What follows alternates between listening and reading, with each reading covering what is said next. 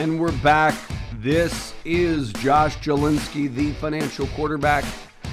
And we have special guest Mackey McNeil, CPA, PFS, and I guess you're president of an RIA as well. So a very accomplished woman, multiple books she's authored. Her latest is the Prosperity Playbook, a proven formula for strategic, profitable family business successions. So before we get to the show, describe for our listeners your background and what brought you to the financial industry. Thanks, Josh. Thanks for having me on. Well, I started my career as a traditional CPA who always wanted to make a difference for business owners, and I had actually no idea what that meant. But in the beginning, all I did was just do their tax work and try to solve problems. And over the years, that developed into a whole system for how to help them to make more money, work less time in their business, and worry less. And the RIA sort of came along as a way of saying, you know, as they got more profitable and prosperous, they needed some help on the financial side. So we help business owners prosper in all those ways. Great. So your book offers a step-by-step process in helping family business transition between family members. Can you talk a little bit about what that process looks like? Absolutely. So when we're working with a family business, actually the first thing we do, and you'll appreciate this, Josh, is we do a financial plan for both the generation that's leaving and the generation that's coming up. And that's so they have a clear idea of what their financial expectations from the business are. Sometimes the business is in a place to meet those expectations, and sometimes it's not. And so that determines what happens next, which is if the business cannot meet the expectations of both the leaving generation and the one coming in, the next generation, then we need to do a little more work on the business. So what kind of hurdles can business owners face when either selling their business or transferring ownership to other family members?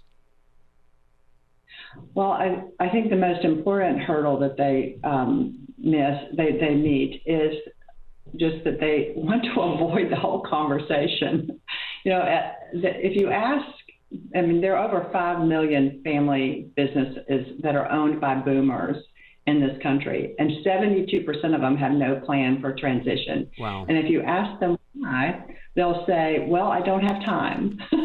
So they're busy running their businesses, and I think for the most part, they love running their businesses. And that's great. And you know, I'm a boomer, so I can relate to that. I love being in my business, but even though I plan to stay working, I also have a transition plan. The two are not mutually exclusive. I think that's one of the things to realize. But the challenge gets into expectation setting and often information sharing. You know, boomers as a generation are not great about sharing financial information. So often the generation coming up actually has no idea exactly how well the business is doing. They know what their paycheck is. So often there's a lot of learning that has to occur between an understanding of how the business operates, how well it's doing now, and then, of course, how do we fund the payments to the current generation that's leaving? And the business may be capable of that right now, it may not. So we're with Mackey McNeil talking about her book, The Prosperity Playbook, which we'll give away to you if you're a family business owner in transition or just anybody want to learn more about prosperity for your family as you transition from working to retirement. Call us at 888-988-JOSH and you'll get that book for free, 888-988-JOSH, when you schedule and keep your no obligation review. Or you could head over to the prosperityplaybook.com and get it. So, you know, you got me thinking, I heard there's like this hedge fund, and their goal is to actually extract wealth from this boomer transition because they see a big hole that can be exploited where a lot of these business owners are not prepared to sell their business.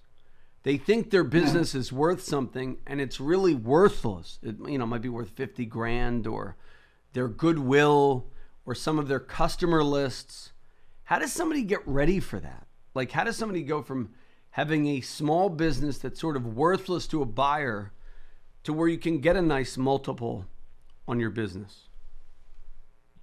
And I think that's where, ideally, that's where most people start, is thinking about that 5 to 10 years before they really want to make that cash event. And it is true that many business owners cannot really have a business that's not worth anything, because the way I describe it is they're the fulcrum. In a fulcrum, everything has to go through the fulcrum. And so if you're a business owner and you're holding tight to the financials and you're holding tight to the sales process and you're holding tight to everything, and everybody has to ask you, what's next, boss? Then it's really hard for you to sell that business, because you're in the middle of everything. So what we do, what we suggest, and I think I've seen it work over and over, is we put in a financial toolbox. And that financial toolbox, then we teach everyone in the organization, not just the owner, how to use that financial toolbox and how to understand more about how the business is making money. So we begin to build a team. So we stop being a fulcrum and we start building a wheel. The wheel is the strongest shape in the universe. So as we spread the heavy lifting and we get other people to take on some of the big jobs in that organization with understanding of their goals. And that's the beauty of the toolbox. If I have a great toolbox, I know what the results are I'm expecting from my departments and from the individuals in my company. So I'm not just nilly-willy saying, here, go make this business work. I'm saying, here, let's plan what we're going to do next year, and let's measure how we're doing, so we'll all know. And I'll know, and we'll go together. Basically, we'll go a lot further if we go together. And what's in the toolbox? Like, what do people learn when they do the toolbox? Like, what's in there? What do I need to do? If I want a toolbox, what do I do? Well, there's 3 kinds of data in the toolbox. The first kind of data is your historical data, and most people think of that as simply their financial statements, and that's a good start. And the first thing is to understand, are they correct? My experience is that about 1 in 10, maybe 2 in 10 small businesses have accurate financials. Usually, they're, for a variety of reasons, they're not. So that's the first step. We've got to shore up and have good, accurate data. But once we get the data accurate, most people, I find, don't really like to look at columns of numbers. In fact, I'm a CPA and I don't like to look at columns of numbers. So we make almost the entire historical toolbox visual. So we put in key metrics and we measure those and we look at them on graphs. And a graph is a picture, right? It takes me about 5 seconds to know if I like a picture or don't like a picture. And by measuring those events over time, not only can I see where I'm going, but I can also see small changes, so I can correct small downturns faster, and I can take advantage of when I'm doing well. I can say, wow, this new thing we put in is really working, this new marketing plan or new equipment or new process. Let's double down and do that better. So by measuring frequently and sharing those measures, so that's the first step, the historical toolbox. The second step is the future toolbox. So I want to be able to forecast the future. So that looks like a sales forecast and activity measures for my key departments. So activities drive results, right? So we have to determine what activities drive the results we want and then measure those activities. And then we can begin to predict our results. And the third piece is when these 2 pieces of data, the historical toolbox and the future toolbox, say, something's wrong and I don't know what it is, and I can't talk to all the people involved and nobody knows, then we're going to have a deep dive. We're going to have some deeper analysis. So maybe we need to do a deep dive into our pricing, or we need to do a deep dive into our cost structure. There could be a variety of things that we might need to look at. But if you're measuring the right things globally, you'll know where to look. And, that's actually a big plus, because in today's environment, we have so much data. You can waste a lot of time just looking at your data. So knowing where to look is actually a big benefit. That's huge. So you mentioned the toolbox as a way for business owners to be prepared for the transition. What other ways can business owners be prepared for a transition? And really, this isn't just business owners, it's really anybody. You have to forecast your numbers. If you're a worker, if you're an employer, transitioning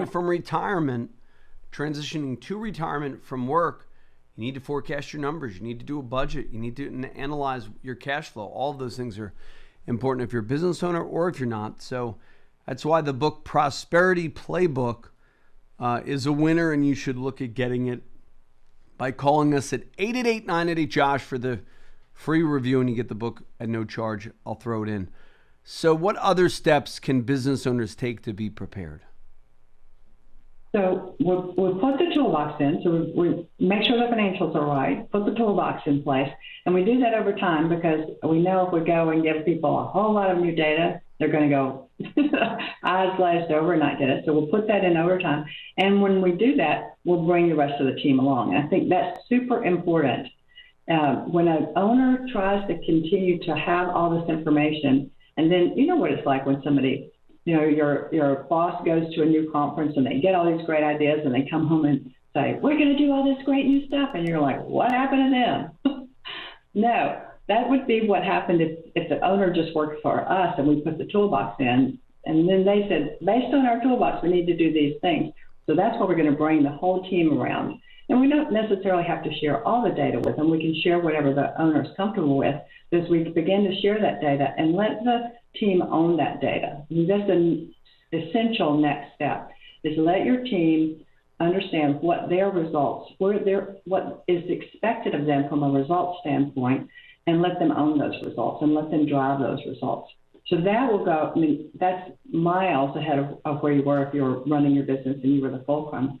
And it adds tremendous value to the business because now if your team is taking some ownership, your ability to transfer that to even the next generation or to an upstream buyer is greatly enhanced.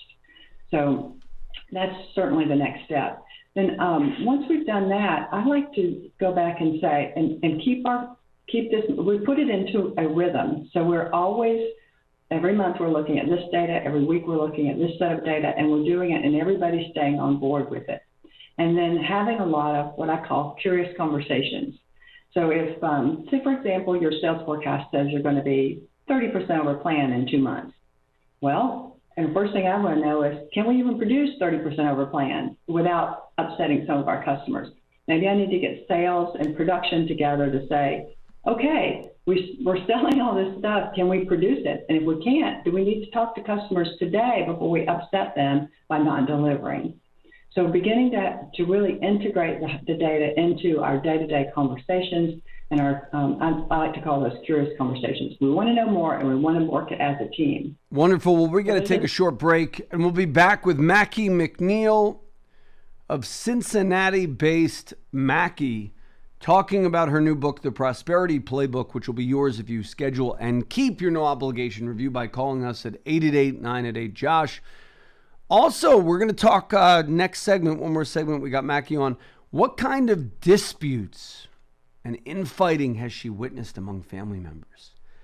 And for business owners just starting out, what should they be doing now to cement a successful transfer in the future when we return?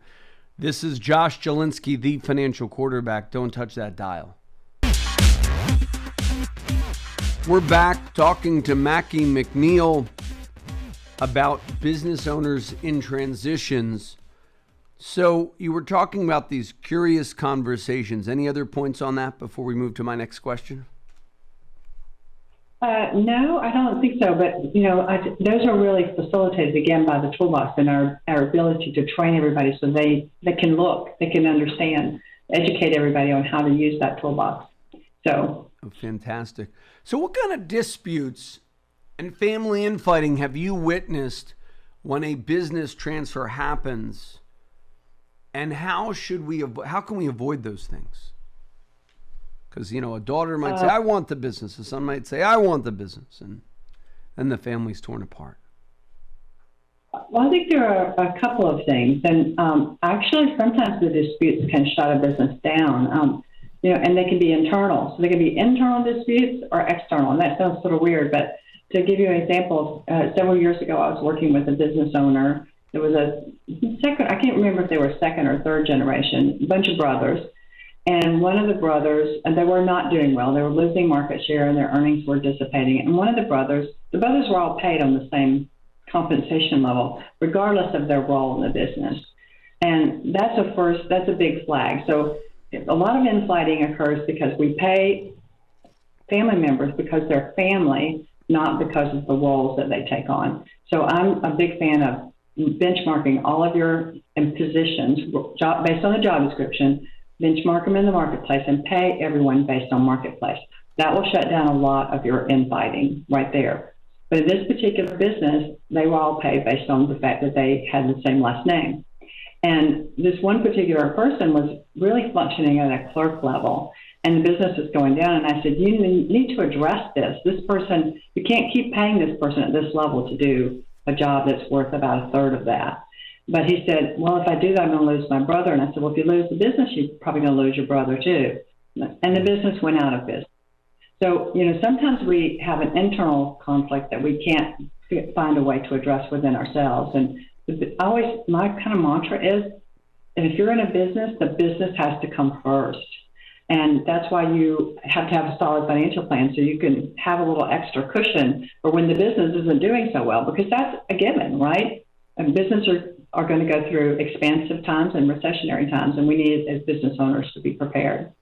So that's certainly one piece. Another piece I find is super helpful, especially if you're transferring from one generation to another, is to put in an outside board. It doesn't have to be a voting board. It can be just an advisory board to help you think through and have the next generation in the board meeting with you, and look to your board members and tell them, I want you to give me your thoughts on which one of these next generation I should bring up. Of course, using a variety of tools, the Enneagram, the DISC, the Myers-Briggs can all be helpful too. But also it's not just about that, it's about really who wants to make this happen for them. So I think an outside board, I've seen that happen work beautifully for many companies over the years. Is the board comes in and, it's hard when your heart is right there and you're a parent to say, well, this one or this one. And I found sometimes like the wife who may not be working in the business has one opinion about which child to take over and the another. So again, the outside board takes away all of that, and you don't have to do what they say. Again, they're not voting, but it's a good reflection to get someone's outside thoughts about who's the best leader for the next generation. And that's what the other part is, to realize that that's the generation that's going to pay you, right? Because the most part, if you're selling to the next generation, there's no bank loan typically. You're the lender.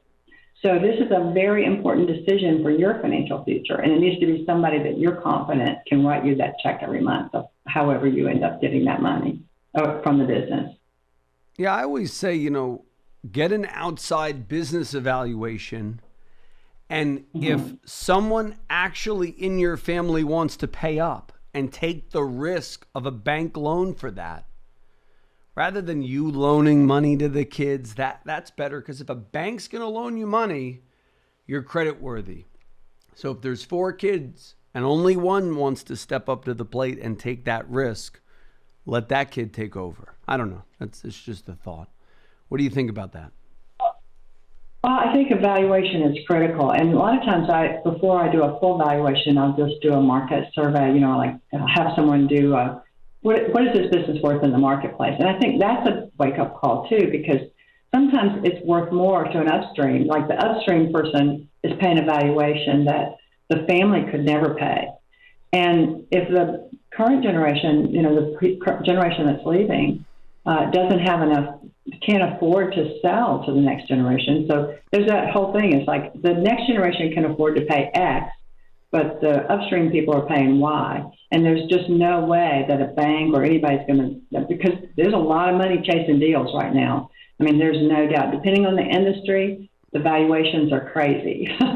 So sometimes it just doesn't make sense to sell to family if you can afford to and you want to, but you may or may not be able to afford to. So that's why we do the financial plan for the generation that's leaving, the current generation in charge. But yes, the valuation is very helpful, and I think gives us a perspective. And I think the idea of who can take the bank loan, who can take the bank risk is a big piece, that's for sure. And it still is sometimes challenging to get that outside debt. Fantastic. So we'll take our final break of this segment. If it's all right, if you can stay on for one more segment, Mackey. This has been very helpful. We're going to be talking about pandemic and small business risk. and small business owners just starting out. When we return, this is Josh Jelinski, the financial quarterback. Don't touch that dial. The preceding program was sponsored by the Jelinski Advisory Group. Any awards, rankings, or recognition by unaffiliated third parties or publications, including 5-Star Wealth Manager, Advisory of the Year finalist by Senior Market Advisor, and Top of the $1 Million Roundtable, are in no way indicative of the advisor's future performance or any individual client's investment success. No award, ranking, or recognition should be construed as a current or past endorsement of Josh Jelinski or Wealth Quarterback LLC. Information regarding specific awards, rankings, or recognitions is available on the Wealth Quarterback website at www.jelinski.org. All investment strategies have the potential for profit or loss. Investment strategies such as asset allocation, diversification, or rebalancing do not assure or guarantee better performance and cannot eliminate the risk of investment losses. There are no guarantees that a portfolio employing these or any other strategy will outperform a portfolio that does not engage in such strategies. This broadcast should not be construed by any client or prospective client as a solicitation to effect or attempt to affect transactions in securities or the rendering of personalized investment advice. Due to various factors, including changing market conditions, the information discussed in this broadcast may no longer be reflective of current positions or recommendations. While information presented is believed to be factual and up to date, Josh Jelinski and Wealth Quarterback do not guarantee its accuracy, and it should not be regarded as a complete analysis of the subjects discussed. The tax and estate planning information discussed is general in nature, is provided for informational purposes only, and should not be construed as legal or tax advice. Listeners should consult an attorney or tax professional regarding their specific legal or tax situation. Advisory services offered through Wealth Quarterback LLC.